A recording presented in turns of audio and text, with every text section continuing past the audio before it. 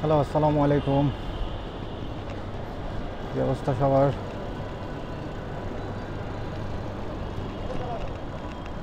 সকাল সকাল বের হওয়ার চেষ্টা করলাম, অফিস শেষ, কিন্তু আজকে রাস্তায় উপর থেকে যা দেখলাম প্রচুর গাড়ির চাপ। দেখি বাইরে বের হয়ে কী অবস্থা।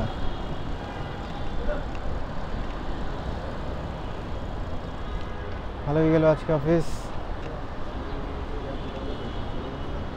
গতকালকে লাস্ট ভিডিওতে অফিসের কয়েকটি ক্যারেক্টারের বিষয়ে কথা বলেছিলাম। আজকে নতুন কয়েকটি ক্যারেক্টার সম্বন্ধে জানবেন কী করলাম, কীভাবে করলাম, কেমন কী গেল।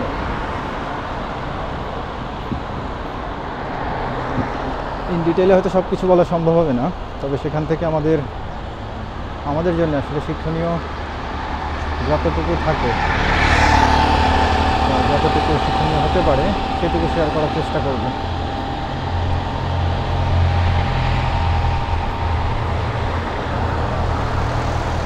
গতকালকে বলেছিলাম যে আমাদের অফিসের একটি ক্যারেক্টার, আর আমরা রিপোর্ট নাম দিয়েছিলাম সাধু।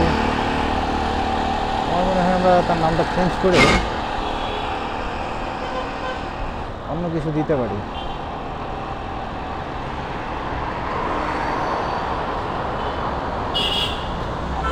যাই হোক, আপাতত তাকে সাধু নামে সম্বোধন করি।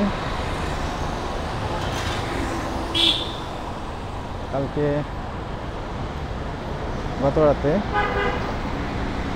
সাধুর সাথে অফিসের একজনের ভালোই একটা ফাইট হয়ে গেল। ছোটোখাটো ফাইট, বাট বলা চলে বেশ অফিসের মধ্যে যতটুকু হতে পারে তার মধ্যে বেশ ভালো ভয়ানকই। তার সাথে হয়েছিল সেই ক্যারেক্টারের একটি পরিচয় বা নাম দেওয়া যেতে পারে। আপাতত সেই নামটিকে আমরা কেলে পচা নামেই ডাকি। যেটা হয়েছে, সাধুর কালকে এমনিতেই মাথা গরম, কারণ হচ্ছে বের হওয়ার সময় হয়ে গেছে। ও বের হওয়ার সময়ে অন্যান্য দিন হয়তো তার জন্যে যে ওয়েট করে, কালকে তাকে ওই ব্যক্তিটির জন্য ওয়েট করতে হচ্ছিল। তো সাধু সাহেবের সব কাজ শেষ হয়ে যাওয়ার পরেও বের হতে পারছিল না। তো অপেক্ষা যেহেতু করছিল, এটা একটা বিরক্তিকর বিষয়। এই একটি বিষয় ছিল। দ্বিতীয়টি হচ্ছে যার সাথে তার ফাইট গেল, মিস্টার কেলে পচা। সেই কেলে পচা তার কালকে একটু জয়েন করতে লেট হয়ে যায়। তো এটা একটি বিরক্তির বিষয় ছিল। 3 নাম্বার বিরক্তির বিষয় সেটা অ্যাজিউম করছি, শিওর না, হয়তো জনাব সাধুকে উপরের মহল, মানে তার সিনিয়র কেউ হয়তো কিছু বলেছিলেন, সেটা নিয়ে হয়তো তিনি একটু আপসেট ছিলেন। তো সব মিলিয়ে যেটা হলো, সে খুবই আপসেট।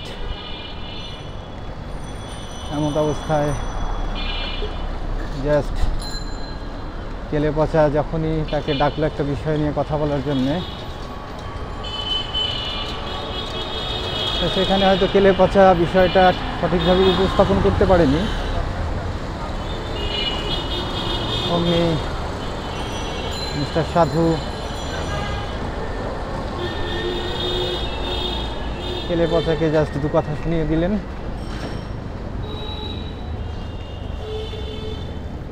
ওইদিকে কেলে পচাও সেটা ডিফেন্ড করার জন্য কিছু বলতে গিয়ে তিনিও কিছুটা উচ্চকণ্ঠ হয়ে যায়,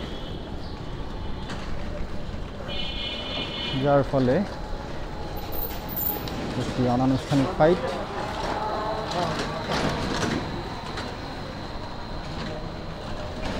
তো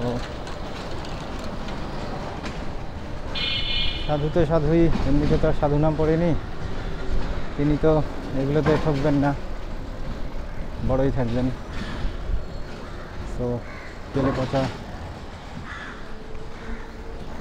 একটা পর্যায় পর্যন্ত গিয়ে এরপরে রণে ভঙ্গ দেয় এবং সেখান থেকে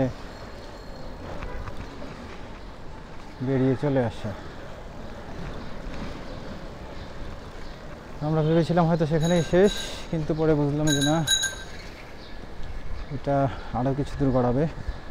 স্পেশালি হয়তো যখন সাধুর সময় আসবে, হ্যাঁ তিনি এটার কোনো করেননি, এটার ক্ষেত্রে কোনো রাগঢাক রাখেননি, সরাসরি সবার সামনেই বলে দিয়েছেন। তো ওনার সময় আসছে, উনি ওনার মতো করে যতটুকু যা করতে হয় সেটা তেলে পচার ব্যাপারে জানাবেন। ইভেন যখন উনি বের হয়ে যায়, তেলে পচার সাথে লিফটে আরও একবার তার দেখা হয়, সেই সময়ও তাদের মধ্যে ছোট্ট করে মিষ্টি বাঁধানুবাদ হয়ে যায় আসলে। এই তো এগুলো সব যাওয়ার পরে কেলে পচা সারা রাত অফিস করেছে, ভালোভাবেই কাজ করেছে। তেমনটাই হয় কর্পোরেট জবে, আপনাকে এরকম অনেক কিছুই হবে, তারপর হাসি মুখে সব মেনে নিয়ে আপনাকে আপনার কাজটা চালিয়ে যেতে হবে।